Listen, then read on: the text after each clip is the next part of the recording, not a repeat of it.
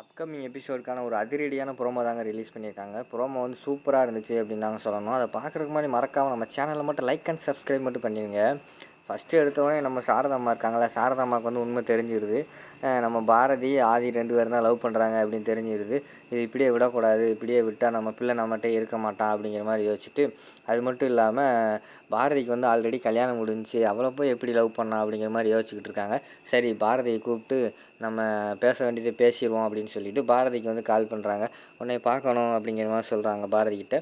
பாரதி வந்து வாரேம்மா அப்படின்னு சொல்லிட்டு ஃபோனை வச்சிடுறாங்க.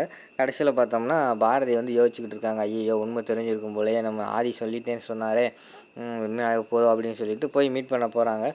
உடனே அங்கே சாரதாம்மா வந்து கேட்குறாங்க, ஏன் பாரதி, நான் அவன் மேலே எவ்வளோ நம்பிக்கை வச்சுருந்தேன், நீ வந்து ஆதி லவ் பண்ணுற பொண்ணை கண்டுபிடிச்சி தர சொல்லி உன்ட்ட தானே சொல்லியிருந்தேன், கடைசியில் நீ அதை வந்து நீயாவே இருந்துக்கிட்டு என்னை இப்படி ஏமாற்றிட்டல, நம்பிக்கை துரோகம் பண்ணிட்டல அப்படிங்கிற மாதிரி வந்து சாரதாம்மா கேட்குறாங்க. அம்மா, அப்படி நான் நினைக்கலம்மா, அவங்கள ஏமாத்தன்னு நான் நினைக்கல. எனக்கு வந்து கல்யாணத்துக்கு முன்னாடி கல்யாணம் வரைக்கும் வந்து எனக்கு ஆதி வந்து என்னை தான் லவ் பண்ணுறான்னு தெரியாதுமா, இடையில தான்மா எனக்கு தெரிஞ்சிச்சு. அதுவும் மட்டும் இல்லாமல் நான் உங்கள்கிட்ட சொல்லாது இருக்கிறதுக்கு என்ன ரீசன்னா, நான் உங்கள்கிட்ட சொன்னேன்னா நீங்கள் என்ன பண்ணுவீங்களோ அப்படின்னு எனக்கு ஒரு பயந்தாம்மா, அதாம்மா நான் சொல்லலை அப்படிங்கிற மாதிரி சொல்கிறாங்க.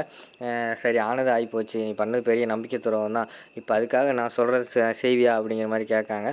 சொல்லுங்கம்மா அப்படிங்கிற மாதிரி சொன்னோடனே, தயவு செய்து ஆதியை விட்டு நீ விலகி போயிரு, இனிமேல் உன் நிழல் கூட ஆதிக்கிட்ட பழவே கூடாது அப்படிங்கிற மாதிரி சொல்லிடுறாங்க. பாரதிக்கு வந்து பயங்கரமாக ஷாக் ஆகிடுது. சரிம்மா, இனிமேல் உங்கள் மகன் உங்ககிட்ட கண்டிப்பாக கிடப்பான், நான் வந்து ஆதி கூட வந்து இனிமேல் பேச மாட்டேன், எதுவுமே செய்ய மாட்டேன் அப்படிங்கிற மாதிரி சொல்லிவிட்டு வீட்டுக்கு போயிடுறாங்க. வீட்டில் போய் நினச்சி ஃபீல் பண்ணிக்கிட்டே இருக்காங்க. ஃபீல் பண்ணும்போது வந்து நம்ம பாரதி தமிழ் இருக்காங்களா, அவங்க ஸ்கூலில் வரைஞ்ச அந்த படத்தை வந்து சுவத்தில் ஒட்டி வச்சுருக்காங்க. அதை பார்த்தோன்னே பயங்கரமான கோபம் வந்துடுது.